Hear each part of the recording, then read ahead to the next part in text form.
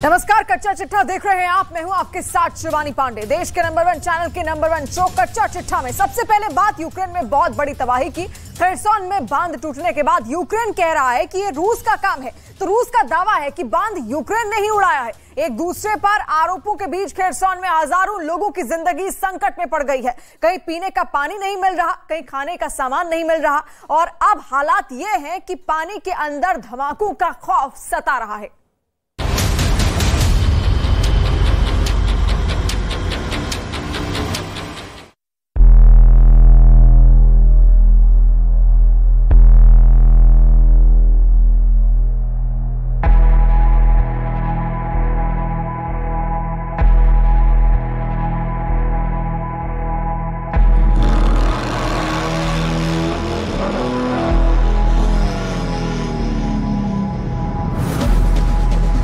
जिंदगी पहले बम से दहली, अब पानी में बही जा रही है।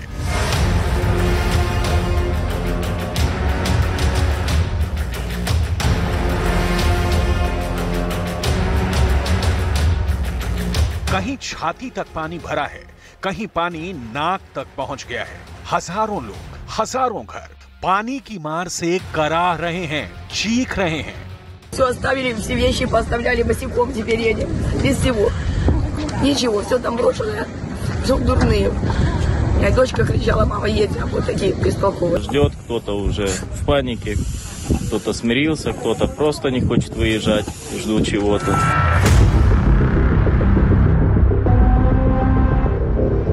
लोग छतों पर बैठे हैं और मदद के इंतजार में हैं। लोगों के पास खाने का सामान नहीं है, पीने के लिए पानी नहीं है।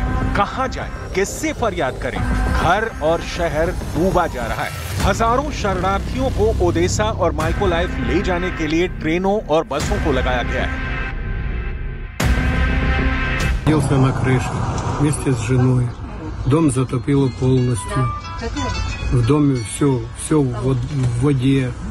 Вся мебель, все прямо под самый потолок вода. Ну, вот нас с крыши.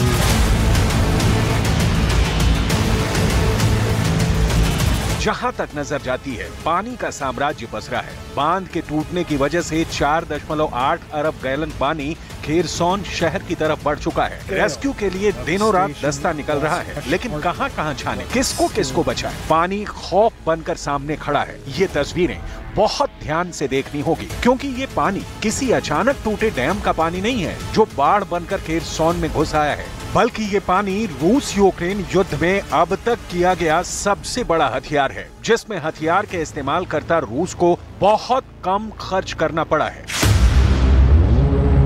50 करोड़ की मिसाइल भी बच गए,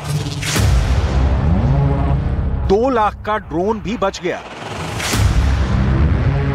रूस के किसी सैनिक को जान भी नहीं देनी पड़ी, खून खराबा भी नहीं हुआ, और चुपके से यूक्रेन का दुश्मन पानी शहर में फैल गया। जो काम तोप के गोले नहीं कर पाए, रूस की हाइपरसोनिक मिसाइलें तक अंजाम नहीं दे पाई, ड्रोन के घातक प्रहार भी जहां असर नहीं दिखा पाए, वहां एक छोटे से धमाके ने यूक्रेन को हिलाकर रख दिया। क्या पुतिन ने ज़ेलेंस्की के देश में पानी वाला बम फोड़ दिया है? बांध कैसे टूटा, किसने तोड़ा, किसने हमला किया, कैसे हमला हुआ? रूस और यूक्रेन दोनों बांध के टूटने का एक दूसरे पर आरोप लगा रहे हैं, जिसकी डिटेल आपको आगे दिखाएंगे। अब तक जो तस्वीर साफ हुई है, उसके मुताबिक नीप्रो का पानी ज़ेलेंस्की पर प्रलय बनकर टूटा है। दक्षिणी यूक्रेन में नीप्रो के एक तरफ रूस की सेना का कब्जा है, दूसरी ओर यूक्रेन की सेना मोर्चा बनाकर डटी हुई है। इसी नीप्रो पर यूक्रेन का सबसे बड़ा कखोका डैम था। कखोका डैम पर ही कखोका हाइड्रो इलेक्ट्रिक पावर प्लांट था। बांध के टूटने से हाइड्रो इलेक्ट्रिक पावर प्लांट भी तबाह हो गया है। दक्षिणी यूक्रेन के युद्ध क्षेत्र में बाढ़ आ गई है। आसपास के इलाके से लोग पलायन करने पर मजबूर हो गए हैं। बाढ़ से यूक्रेन की सेना के मोर्चों को भी नुकसान पहुंचा है।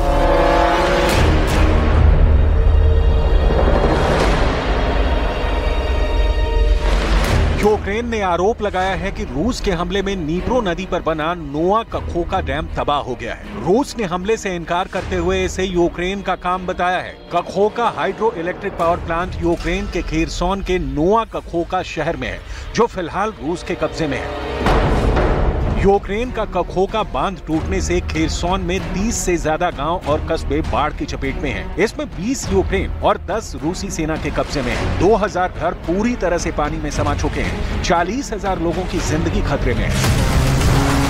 बांध पर हमला उस समय हुआ है जब यूक्रेन खेरसोन और डोनेट्स्क में रूस की सेना पर बड़े हमले की ओर बढ़ रहा है। रूस पर हमले के लिए बिछाई गई लैंडमाइन अब रेस्क्यू में रुकावट बन रही है। इलाके में पानी भर जाने के कारण उन्हें लोकेट करना मुश्किल हो रहा है। दुश्मन के लिए बिछाई गई लैंडमाइंस ज्यादा पानी आने की वजह से तैरने लगी हैं। अगर ये किसी चीज से टकराती हैं तो फट जाएंगी। पानी आने से सेना को पता था कि रूस ने ये माइंस कहां-कहां फिट किए हैं, लेकिन अब उस पर पानी फिर गया है। मतलब लोग पानी में घुट कर तो मरेंगे, लैंडमाइंस के फटने से भी मौत हो सकती है। इधर कुआं उधर खाई। यूक्रेन ने रूस पर ताजा आरोप लगाया है कि वो बाढ़ में फंसे लोगों को बचाने वाली रेस्क्यू टीम पर हमला कर रहा है।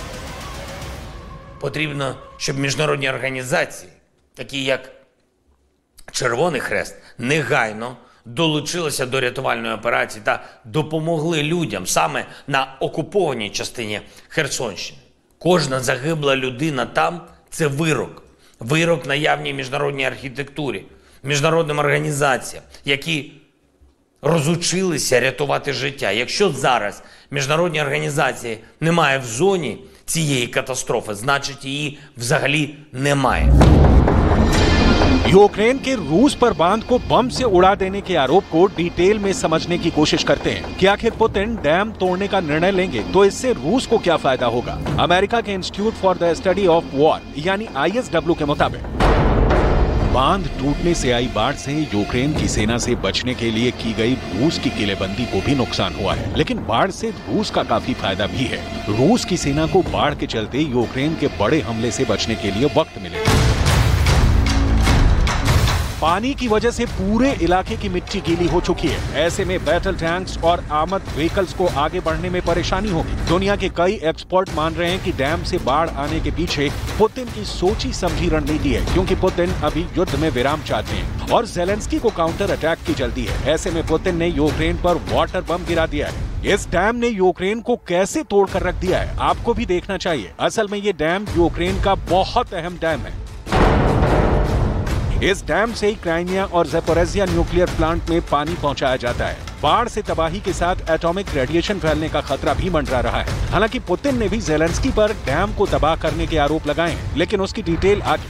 उसके पहले इस डैम की डिटेल देखिए। नीप्रो नदी पर बनाए गए 6 बांधों में से एक है। कीव से लेकर खेरसोन और ओडेसा तक नीप्रो नदी पर कुल 6 बांध बनाए गए हैं, जिसमें कखोका सबसे आखिरी यानी छठा बांध था। ये इतना विशाल है कि यूक्रेन के उत्तरी से दक्षिण इलाके तक फैला है। इसी वजह से आशंका जताई जा रही है कि बांध के पानी से बड़े पैमाने पर तबाही का खतरा है।